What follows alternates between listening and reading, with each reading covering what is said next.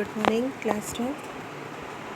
शीत युद्ध का दौर चैप्टर जो है, इसके अध्ययन से हमें क्या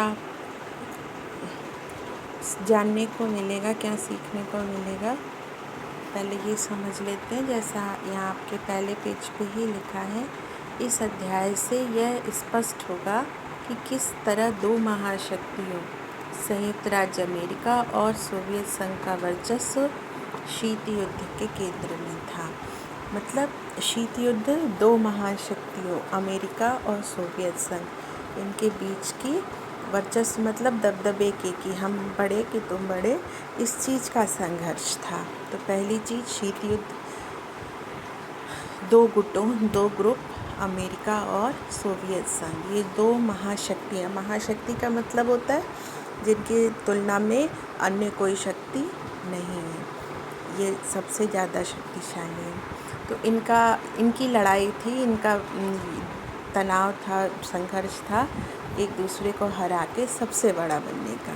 ठीक है, चूँकि ये दोनों गुट जो है लड़ रहे थे, तो बाकी जितने देश थे वो दोनों में से किसी एक गुट में सम्मिलित होते गए और इस तरीके से पूरे विश्व के देश, ज़्यादातर देश दो गुटों में बंट गए।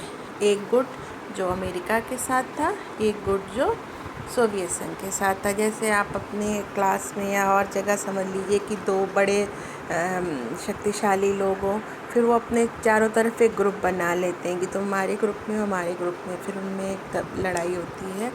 तो जब वैसे ही स्थिति यहाँ भी थी। तो वो कौन से दो महाशक्तियाँ थी?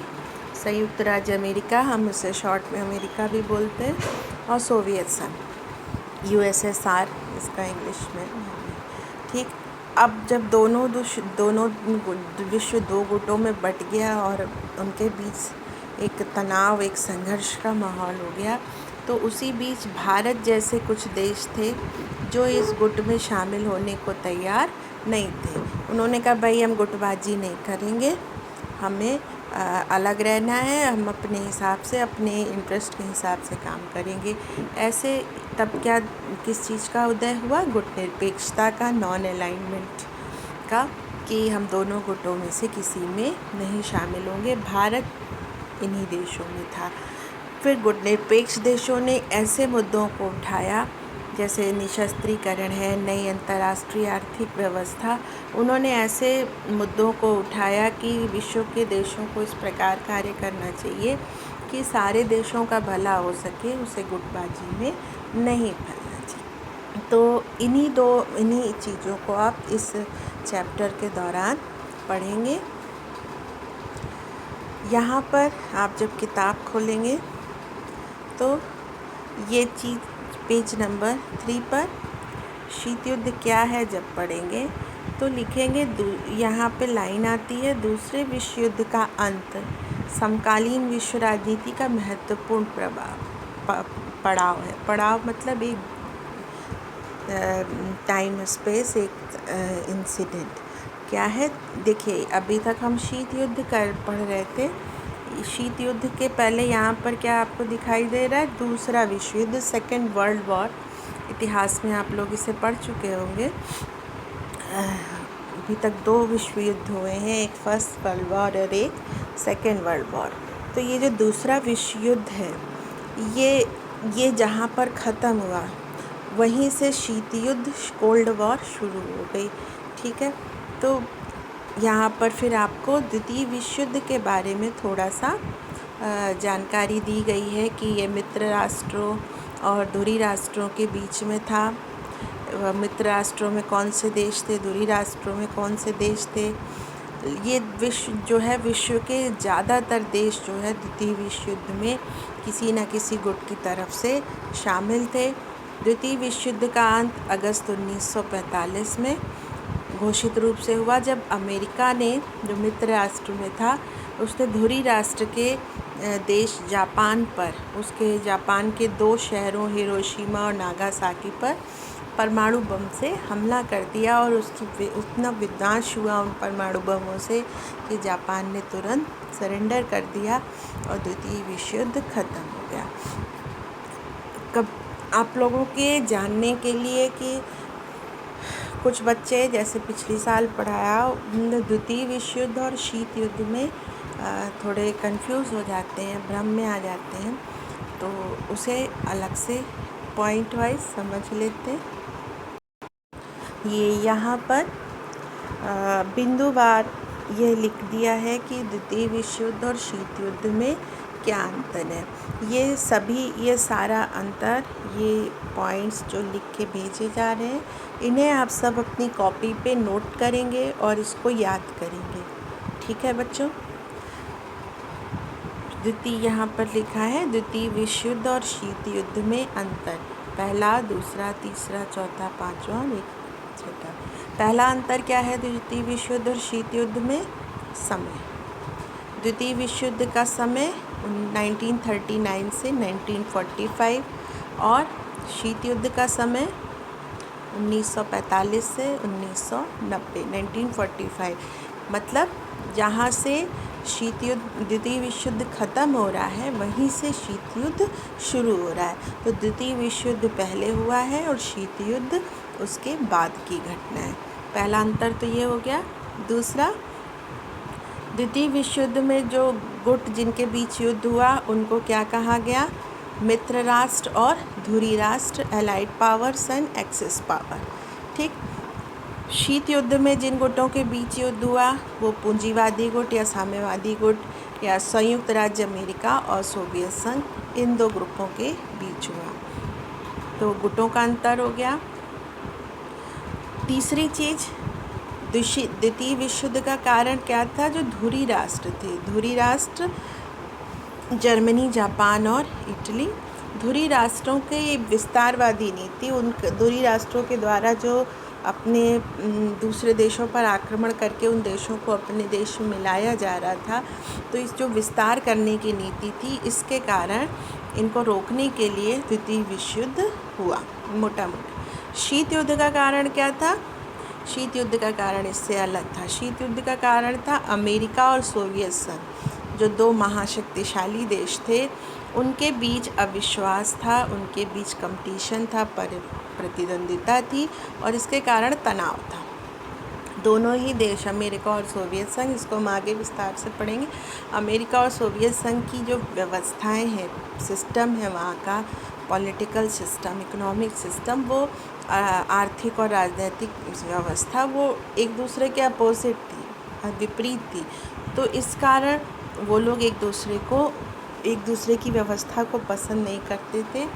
तो इस कारण उनमें प्रतिद्वंदिता थी, अविश्वास था और इसलिए शीत युद्ध फैला। चौथी चीज़ है, मित्र राष्ट्रों के प्रमुख देश कौन से थे? अमेरिका, ब्रिटेन, फ्रांस और सोवियत संघ। धुरी राष्ट्रों में जर्मनी, जापान, इटली, इसे याद कर लीजिएगा। यहाँ पर जो ध्यान देने का तथ्य है कि जब द्वितीय विश्व युद्ध के दौरान अमेरिका और सोवियत संघ दोनों ही साथ मिलके लड़े, मतलब दोनों ही दोस्त थे, एक ग्रुप में थे, लेकिन जैसे ही द्वितीय विश्व युद्ध ख़त्म हुआ है वैसे ही ये दोनों दोस्त, दोनों साथी, अमेरिका और सोवियत संघ एक दूसरे के विपरीत आ गए, एक दूसरे के प्रतिद्वंदी बन गए। ठीक है। अमेरिकी गुट के प्रमुख देश, ये शीत युद्ध, अमेरिकी गुट और सोवियत गुट लिख रहे हैं, अर्थात ये शीत युद्ध के गुट हैं। तो अमेरिकी गुट के प्रमुख देश अमेरिका, फ्रांस, ब्रिटेन, जापान, दक्षिण कोरिया, पाकिस्तान। और सोवियत संघ के प्रमुख देश सोवियत संघ, चीन और उत्तर कोरिया। तो ये प्रमुख अंतर थे। एक अंतर और है, द्वितीय विश्व युद्ध के अंत का कारण क्या था? धुरी राष्ट्रों की, धुरी राष्ट्र अर्थात जर्मनी, जापान और इटली की हार हो जाना। शीत युद्ध के अंत का कारण एक गुट का विघटन, मतलब एक गुट ही ख़त्म हो गया। दो गुटों में लड़ाई हो रही है, एक गुट ख़त्म हो गया, एक ही गुट बचा, तो लड़ाई ख़त्म। सोवियत, वो गुट कौन सा था जो ख़त्म हो गया? सोवियत संघ, वो गुट ख़त्म हो गया और उसी के साथ शीत युद्ध भी ख़त्म हो गया। तो बच्चों, द्वितीय विश्व युद्ध चूँकि शीत युद्ध के ख़त्म होने के पहले की घटना है, तो द्वितीय विश्व युद्ध क्या था, किनके बीच हुआ, ये भी आपको जानना ज़रूरी है। और उसका शीत युद्ध से क्या अंतर है, ये भी आपको चैप्टर समझने के लिए अच्छा रहेगा। ठीक, इसके बाद एक चीज़ और जो द्वितीय विश्व युद्ध से संबंधित है और जिसने बाद की विश्व राजनीति पर आज तक गहरा प्रभाव छोड़ा है, वो है जापान पर अमेरिका का परमाणु बम से हमला। बच्चों, जिस अगस्त 1945 में अमेरिका ने जापान के 2 शहरों हिरोशिमा और नागासाकी पर 2 परमाणु बम गिराए, हमला किया। हिरोशिमा पे जो बम गिरा उसका नाम था लिटिल बॉय और नागासाकी पे जो बम गिरा उसका नाम था फैट मैन। ये 2 बम गिराने के बाद जो विनाश जापान में हुआ इन 2 शहरों में, जापान ने तुरंत आत्मसमर्पण कर दिया, युद्ध बंद कर दिया और मित्र राष्ट्रों की विजय हो गई, द्वितीय विश्व युद्ध खत्म हो गया।